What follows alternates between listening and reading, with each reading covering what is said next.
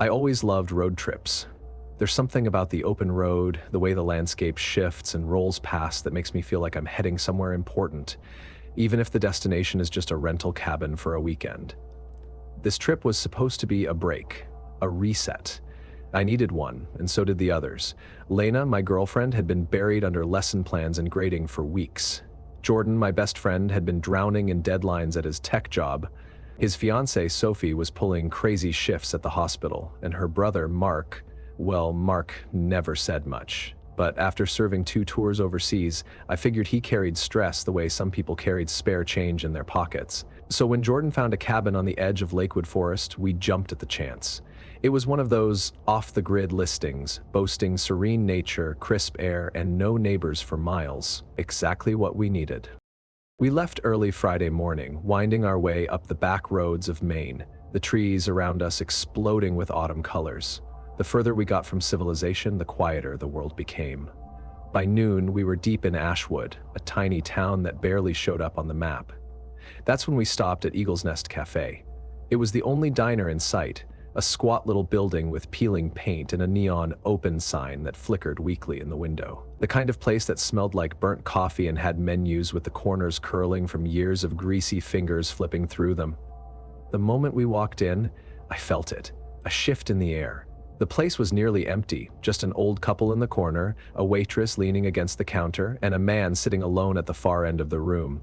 He was in his 50s, unshaven, wearing a parka that looked like it had been through hell and back. He wasn't eating, wasn't drinking, just sitting there staring at us. Not in a passing glance kind of way. Not in a who are these out-of-towners kind of way. He locked eyes on us the moment we stepped inside and never looked away. I felt it first, the heavy, skin-prickling sensation of being watched. I glanced at Lena and she must have felt it too because she nudged closer to me. Mark caught on immediately. He always did. His body tensed, shoulders tightening like they always did when he sensed something off. Jordan, ever the social one, just shrugged. Guy probably isn't used to seeing new faces, he murmured, grabbing a menu. Relax. But I couldn't relax. Even as the waitress took our order, even as we laughed and joked about what we'd do at the cabin, I could feel the man's eyes boring into us. And then he did something that made my blood run cold. He smiled. Not a friendly smile, not a polite small-town smile. It was the kind of smile you see in Predators, the kind that doesn't reach the eyes. I tried to ignore him. Tried to focus on the food, on the conversation.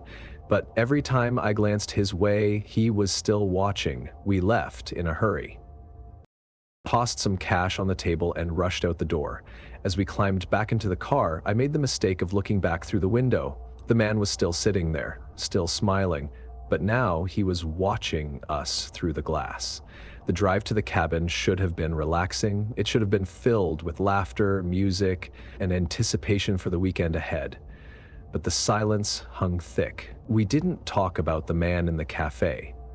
Didn't acknowledge the weirdness of it. Maybe we thought if we didn't say it out loud, we could pretend it didn't bother us. By the time we pulled up to the cabin, the sky was a deep shade of burnt orange, the last hints of sunlight flickering through the trees. The place was exactly like the pictures, a 2-story wooden lodge tucked into the edge of the forest, complete with a wraparound porch and a fire pit in the yard. As we unpacked, I started to feel like maybe I had overreacted. Maybe the guy was just some lonely old man and I had read too much into it. That feeling lasted until Jordan froze mid-step while setting up the firewood. "Did you see that?" he asked, staring into the trees. I turned, following his gaze. "See what?" There was someone. A chill crawled up my spine. Probably an animal. Jordan hesitated before nodding. "Yeah, probably. We didn't talk about it. We should have." That night after dinner, we gathered around the fire pit, telling ghost stories and roasting marshmallows. It felt normal again. Until 2 a.m. I woke up to a sound. Footsteps on the porch. At first, I thought I imagined it. Then came the slow, deliberate tapping on the window. My breath caught in my throat. I turned my head, just enough to peek through the curtains, and there he was, the man from the cafe, standing at the edge of the porch, staring at the cabin. I froze. My mind struggled to process what I was seeing. Then, Lena's voice, barely above a whisper, "Ethan, he's back." We woke the others, trying to stay quiet. Mark took charge immediately, motioning for us to stay inside while he and Jordan grabbed the flashlights. The moment they stepped outside, the man took a step back, retreating into the darkness. That's when Mark swore under his breath. "There's another one," he whispered. My stomach dropped. Another figure stood just beyond the tree line, barely visible in the shadows. Mark squared his shoulders. "You need to leave." The man on the porch tilted his head, as if considering the request. Then, in a voice raspy and slow, he said, "You never should have come here." Mark took a step forward, brandishing the flashlight. "Get the hell out of here!" For a moment, everything was silent. Then the two figures melted into the darkness. We locked the doors, checked every window, sat in the living room, wide awake, hearts pounding. The police arrived an hour later. The men were long gone. They searched the property, the surrounding woods, found nothing. The officers said it was probably just locals messing with us, but I don't think so. I think they were waiting, watching.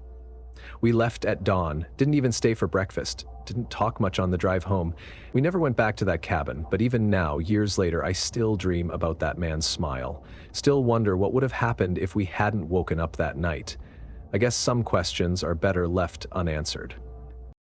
I wish I could say that after what happened at the cabin in Lakewood Forest, I never stayed in a rental cabin again, that I learned my lesson about remote places with no neighbors for miles, that the feeling of being watched stayed with me long enough to make me rethink any more trips into the wilderness. But life has a way of making you forget. It dulls the fear, makes you second-guess yourself. It convinces you that maybe you overreacted, that maybe it was all just a coincidence. That's what I told myself anyway, until it happened again. This time, it wasn't a group trip. It wasn't even my idea. Melissa, my older sister, had booked a romantic getaway for her and her husband Nathan. She had always been the type to plan things in advance, finding the perfect locations, the best deals, making sure every detail was in place before committing. She had spent weeks researching before choosing Whispering Pines Retreat in the mountains of Colorado, a luxury cabin advertised as secluded yet comfortable, an escape into nature without sacrificing modern amenities. A little over a week after they returned, she called me in the middle of the night.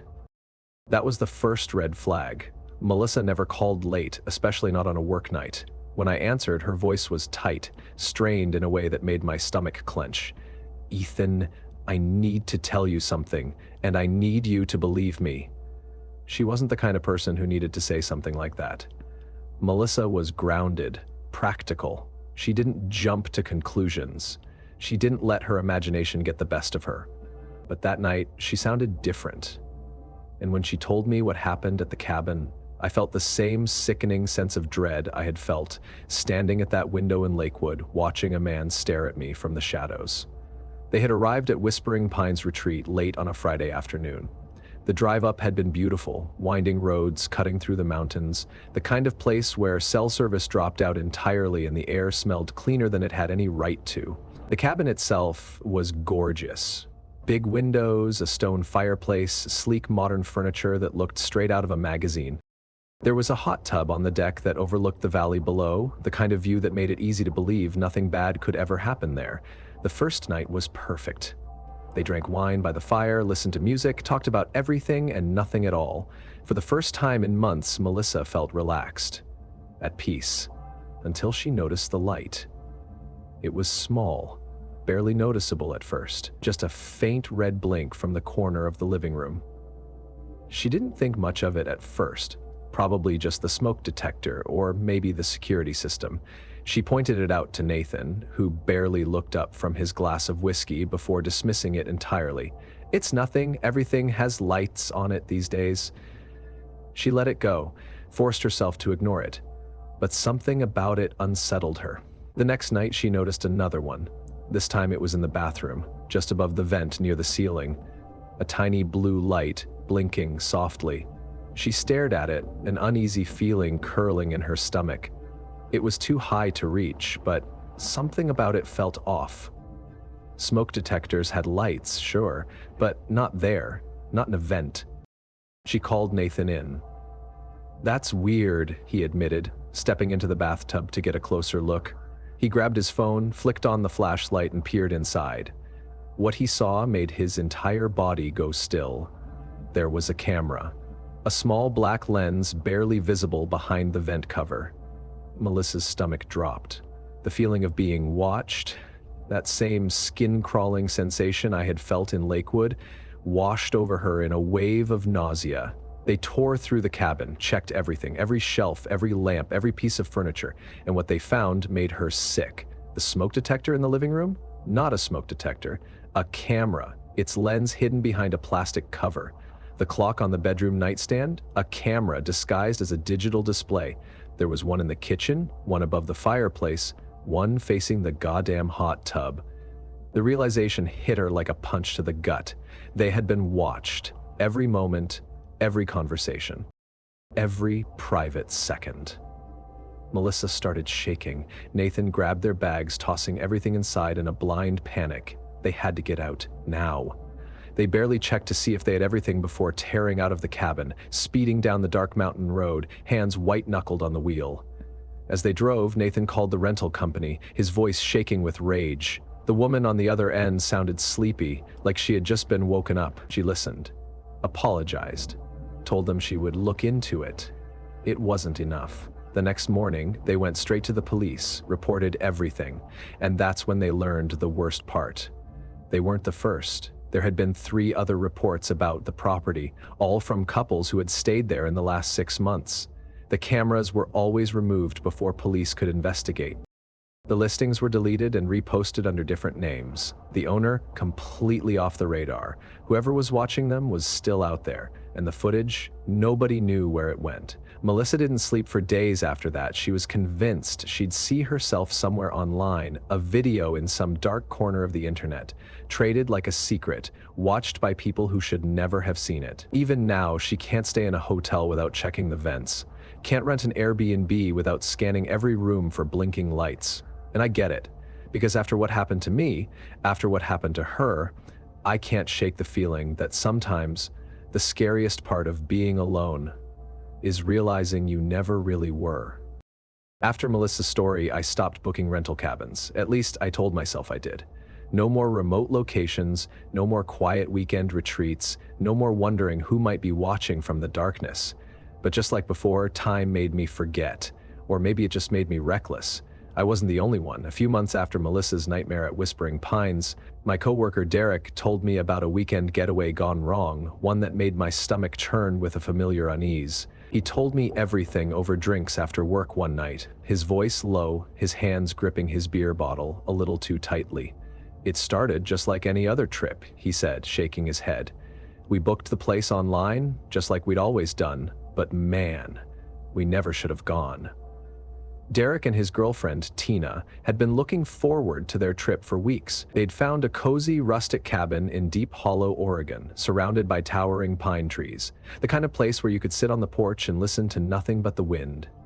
It had been listed on a well-known rental site, the photos showing a beautiful wooden cabin, a fire pit, a peaceful lake just a short hike away. It seemed perfect, and when they arrived, it was exactly like the photos.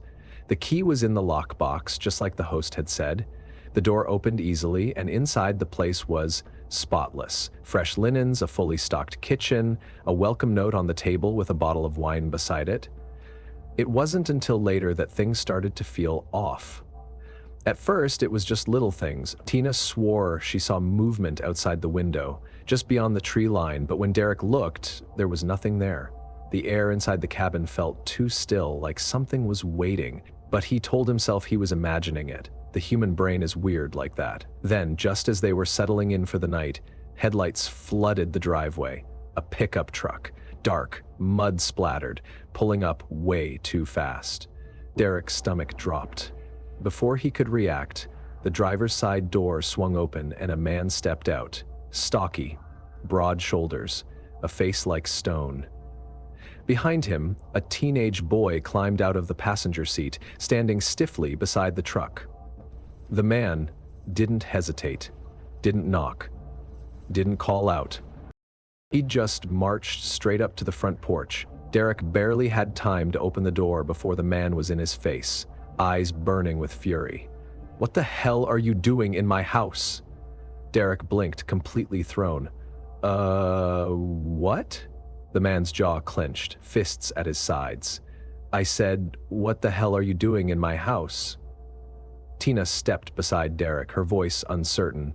We rented this place. We booked it online." The man's eyes flickered toward her, his nostrils flaring. "You rented it?" he repeated slowly, as if tasting the words. Derek pulled out his phone, fingers shaking, scrolling to the rental confirmation. "Look, I have the listing right here. We paid for the weekend. The key was in the lockbox."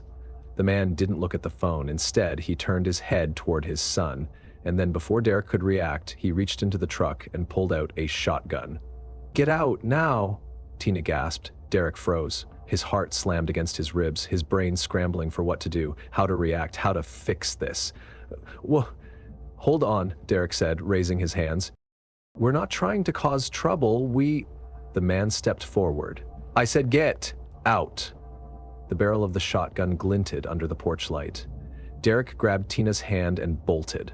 They didn't stop to pack, didn't grab their bags, didn't check if they had everything. They just ran to the car, threw themselves inside, and tore down the driveway as fast as possible.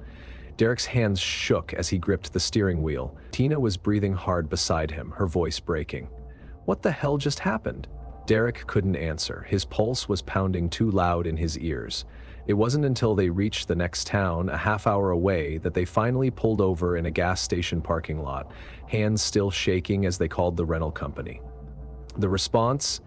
Calm, detached, like this wasn't the first time they'd heard this kind of thing. "We'll investigate the issue and get back to you," the woman on the line said, as if they had just complained about a broken coffee maker. Tina exploded. "He pulled a freaking gun on us? You call that an issue?" Another apology, another promise to investigate. But nothing changed. A few hours later, the listing was gone, completely wiped from the site. No record of the host, no trace of their booking, and the money? Gone. A scam. A setup.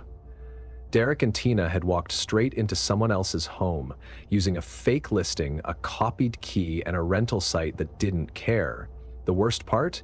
Derek kept wondering, did the scammer know what would happen? Had they watched the whole thing unfold, laughing at the thought of them standing on that porch, staring down a shotgun barrel? Or worse, what if it had gone differently? What if the real owner hadn't given them a chance to explain? What if the man had fired first and asked questions later? Derek didn't sleep for days after that. Neither did Tina. And even now, every time he drives through a quiet wooded area, he can't shake the memory of those headlights cutting through the darkness. The way the man's voice had curled with controlled rage. The way his finger hovered just a little too close to the trigger. I didn't know what to say when Derek finished his story. Because after everything I had seen, after Lakewood Forest, after Melissa's cabin with the hidden cameras, I knew the truth. This wasn't just one bad experience. This kind of thing happens all the time. I don't book rental cabins anymore. At least I tell myself I don't, but some people never learn. Some people keep searching for one last adventure, and sometimes they find it. After Derek's story, I stopped booking cabins for good. At least, that's what I told myself. But I couldn't stop thinking about it. How easy it was to walk into a trap, to think you were in control until you weren't. Every story I heard just made it worse. Then I met Ryan. I was at a bar in Seattle, catching up with an old friend when he introduced me to him. Ryan was a journalist, one of those guys who always seemed a little too restless, like he had spent too much time chasing stories and not enough time figuring out where he actually wanted to be. We started talking, and when I mentioned strange rental horror stories, his face darkened. "I have one for you," he said, swirling the whiskey in his glass. "And I wish I didn't." He told me everything. Ryan had booked a small lakeside cabin in Evergreen Lake, Washington. He needed a quiet place to focus, somewhere he could disconnect from the noise of the city and finish an article he had been putting off for weeks. The cabin was cheap, remote, and had good reviews. Exactly what he wanted. He arrived on a Friday afternoon, sunlight shimmering off the water as he pulled up the gravel driveway. The cabin was exactly as advertised. Rustic, wooden beams, a small deck overlooking the lake, almost too perfect. Inside, the place smelled like old wood and dust, but it was clean, well-stocked, and welcoming. He dropped his bags, set up his laptop, and brewed a pot of coffee. Everything felt fine until that night. He was sitting on the couch, laptop balanced on his knees, when he heard it, a soft creak above him. His fingers froze over the keyboard. He looked up. The cabin was old. Wood settles, buildings creak. He told himself it was nothing, just the structure shifting in the cold night air. But then he heard it again. This time, it was different. Not random creaking, not the wind. Footsteps. Slow, deliberate, coming from above. His skin prickled, his pulse hammering against his ribs. He had checked the place when he arrived. There was no second floor. Ryan sat there for a long time, listening, heart pounding. Then, just as he started to convince himself he was imagining things, he heard something else. A shuffle, like fabric dragging against wood. Someone was up there.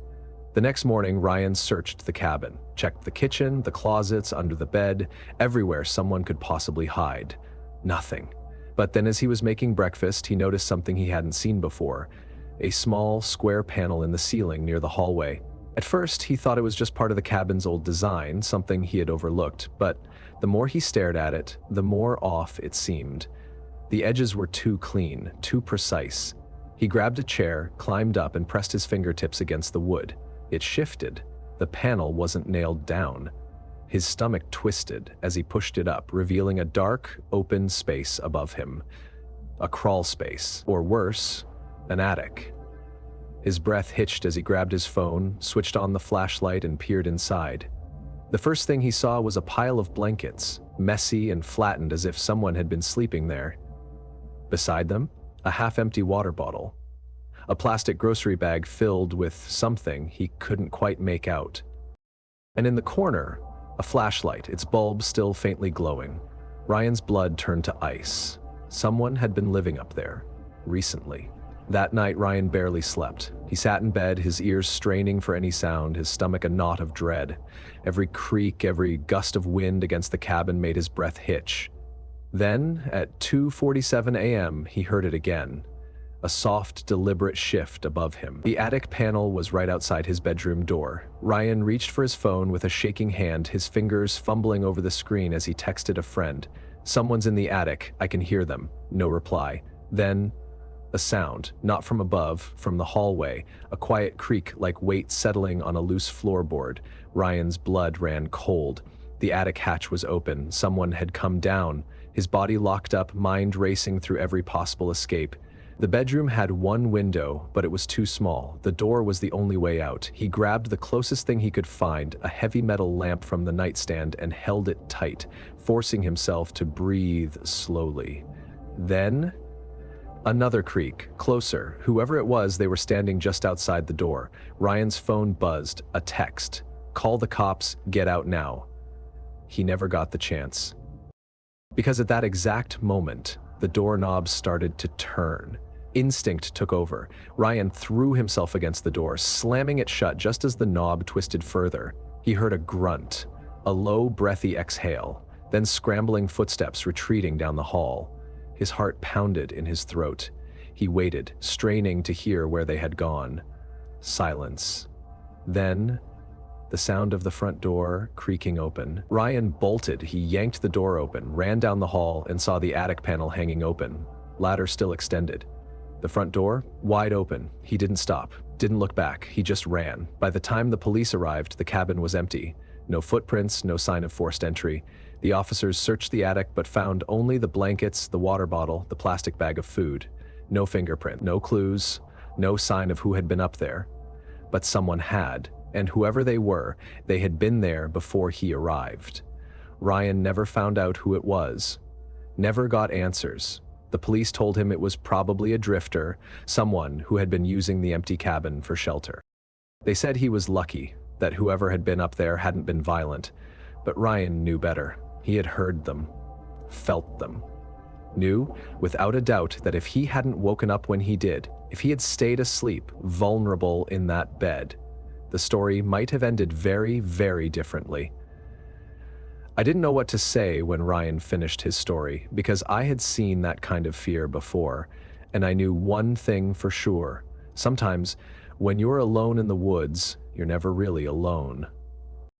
After Ryan's story, I started to feel like the world was trying to tell me something. Stay away from rental cabins. Stay away from the woods. Stay away from places where no one can hear you scream. But then, I met Mason. Mason wasn't like the others. He wasn't the type to scare easily. He was a history professor, a logical, level-headed man who had spent years studying ancient civilizations, lost cities, forgotten places. He didn't believe in ghosts or supernatural nonsense. He believed in facts. And yet, what happened to him shook him so badly that he never went hiking alone again. We were sitting at a cafe when he told me, staring down at his cup like the memory was still fresh, like it had just happened yesterday. "You ever hear of Black Hollow Trail in Vermont?" he asked. I hadn't. Good. Keep it that way. Then he told me everything. Mason had been hiking alone for years. He liked the solitude, the quiet, the way the forest swallowed the noise of the world and left only the rustling of leaves, the distant calls of birds, the soft crunch of dirt beneath his boots. That weekend, he had set out on Black Hollow Trail, a lesser-known route in Vermont, one that wound through dense, fog-covered woods and led to an old abandoned logging camp. The place had a reputation, something about missing hikers, but Mason had never been the type to buy into urban legends. The first few hours were uneventful. The trail was overgrown but manageable, the fog rolling through the trees like something alive, coiling around the trunks, twisting through the branches. Then he found the cabin. It was nestled deep in the woods, hidden between the trees, as if it had been forgotten by time.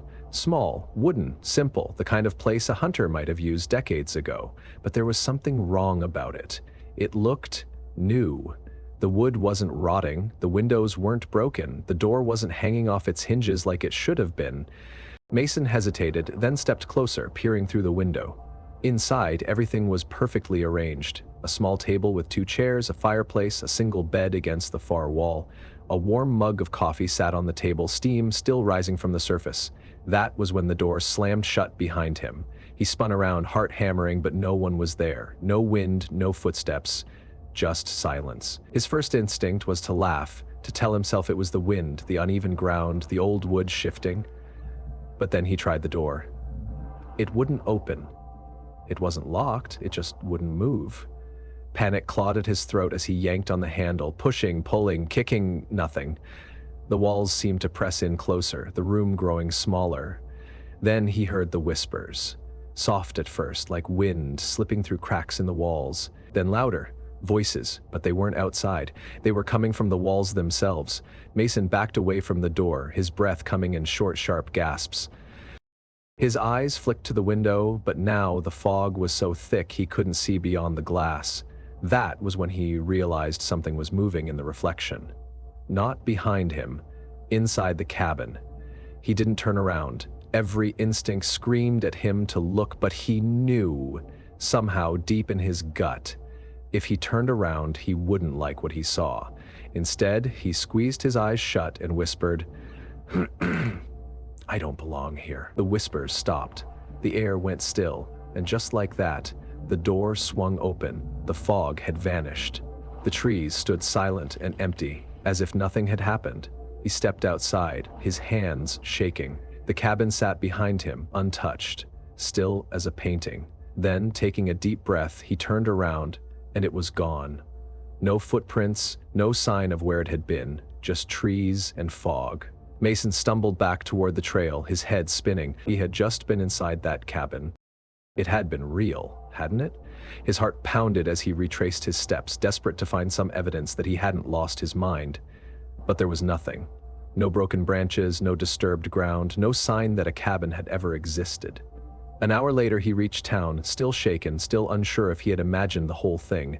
He went straight to a local shop, trying to act casual as he asked about old hunting cabins in the area. The old man behind the counter gave him a long, unreadable look. "Ain't no cabins in Black Hollow, son, not for a long time." Mason pulled out his phone, trying to find the spot on the map where he had been, but something was wrong. The trail he had followed? It wasn't there. Later that night, he found the photograph. He had been scrolling through local history articles, trying to find any record of an old cabin in the area, and that's when he saw it. A black and white photo from the 1950s, a group of hikers smiling in front of a small wooden cabin. Mason's blood ran cold. It was the same cabin, same door, same window, same trees standing like silent sentinels behind it. But the caption below the photo made his stomach twist into a knot. Last known photograph of the Black Hollow expedition, 1953. All 5 hikers vanished without a trace. Mason never went back to Black Hollow. He never hiked alone again. And when he finished telling me his story, he stared at me across the table and said, "If you ever find a cabin in the woods that doesn't belong there, don't go inside, just turn around and leave." I believed him, because I knew what he meant. Some places don't want to be found, and if you do find them, they might not let you go. After Mason's story, I started to wonder if some places weren't meant to be found, if there were pockets of the world hidden, waiting, that only revealed themselves to the wrong people at the wrong time. I didn't like that thought. I liked it even less when I met Stephanie.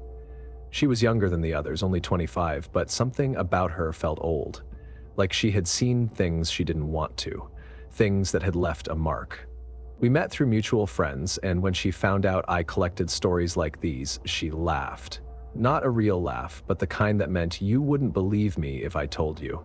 I told her to try me. She did. Stephanie had always loved road trips. She liked the freedom of it, the feeling of being untethered from the world. She had driven cross-country twice, weaving through national parks and empty highways, staying in cheap motels and Airbnbs when she needed to. So when she saw the listing for a remote cabin in Redwood Pass, California, she didn't think twice. It was a last-minute rental, a little too cheap, a little too perfect, but she had stayed in places like that before. She booked it, packed her bags, and left that afternoon. The drive started normal, highway, then back roads, then winding forest roads lined with towering redwoods. But then, her GPS took her down an unmarked dirt road.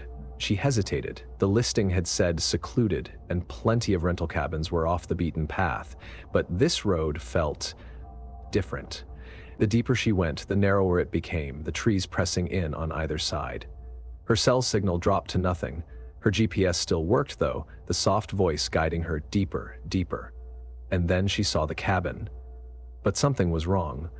The windows were boarded up, the wood was rotting like it had been abandoned for decades, and yet, the porch light was on. Stephanie stared at it, unease curling in her stomach. The listing hadn't mentioned anything about the place being run down. Had she made a mistake? Had the listing used old photos? She pulled into the clearing, the gravel crunching beneath her tires. Her GPS chirped, "You have arrived." And then her car died. The dashboard flickered, the engine stuttered and went silent. Stephanie froze. She turned the key. Nothing. Tried her phone, no signal. And then, from inside the cabin, a single light turned on, a dim glow behind the boards, flickering like a candle. And then she saw it. The handprint on the glass, pressed against the inside of the boarded window, smudged, greasy, too large, not fresh, not old, just waiting. Stephanie's breath caught in her throat. Every nerve in her body screamed to leave. She grabbed her keys, her bag, her phone, tried the engine again. It didn't even click. And then the woods went silent. No wind, no birds, no rustling leaves, just stillness. And that's when she saw the figure emerge from the trees. It wasn't walking, it glided, too fast, too smooth, tall, thin, its face a blur, like her eyes couldn't quite focus on it. Stephanie didn't breathe.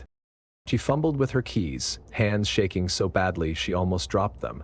The figure moved closer, a sound, a whisper, slipping through the air like a breath against her ear. She didn't want to hear it. She didn't want to understand it. Her body acted before her brain. She reached for the gear shift, slammed it into neutral, and yanked the emergency brake down. The car lurched forward, rolling, coasting down the slope. And just as the figure reached the driver's side window, her GPS rerouted, the engine roared back to life, and she was gone. She didn't stop, didn't look back, didn't breathe until she hit the main road again, asphalt smooth beneath her tires, headlights cutting through the darkness. She didn't check the map, didn't want to know where she had been. But when she finally did, there was no road, no turnoff. no unmarked path. And when she checked the rental site, the listing was gone.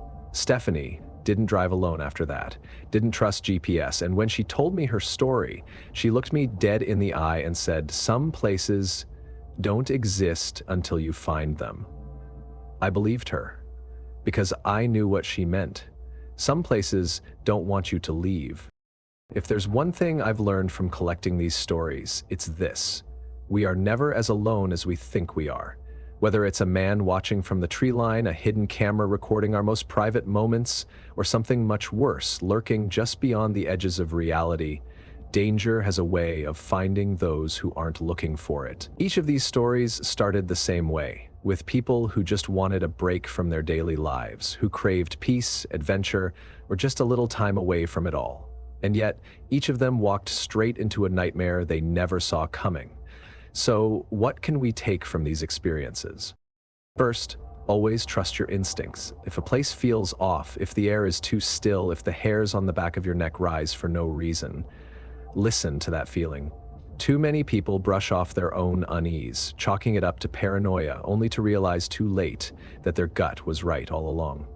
Second, pay attention to details. A blinking red light where there shouldn't be one, a key that works a little too perfectly, a figure in the woods that moves when you aren't looking. These are the kinds of signs people ignore until they can't anymore. Sometimes being observant is the only thing standing between you and disaster. Third, know when to leave. The people in these stories survived because they ran when they needed to. There's no shame in cutting a trip short, no pride in staying somewhere that doesn't feel right. If you ever find yourself questioning your safety, don't wait for proof, just go. And finally, some places don't want to be found. Maybe you've heard of them. Roads that disappear, cabins that weren't supposed to be there, towns that no one else remembers. If you ever stumble upon something that doesn't belong, turn around. Don't investigate, don't go inside. Some doors should stay closed. At the end of the day, we like to believe that we are in control, that we choose our paths, that the world makes sense. But these stories prove otherwise.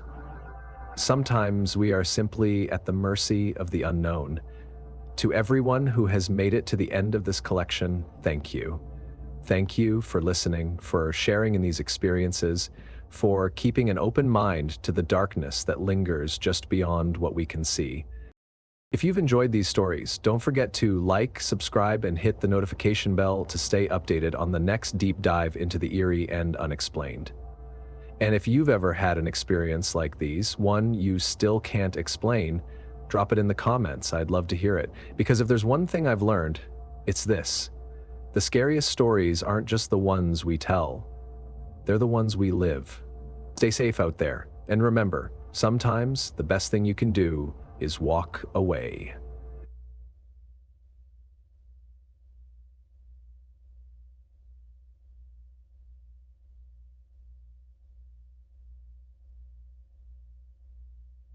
An enigma of the unknown. Until next time.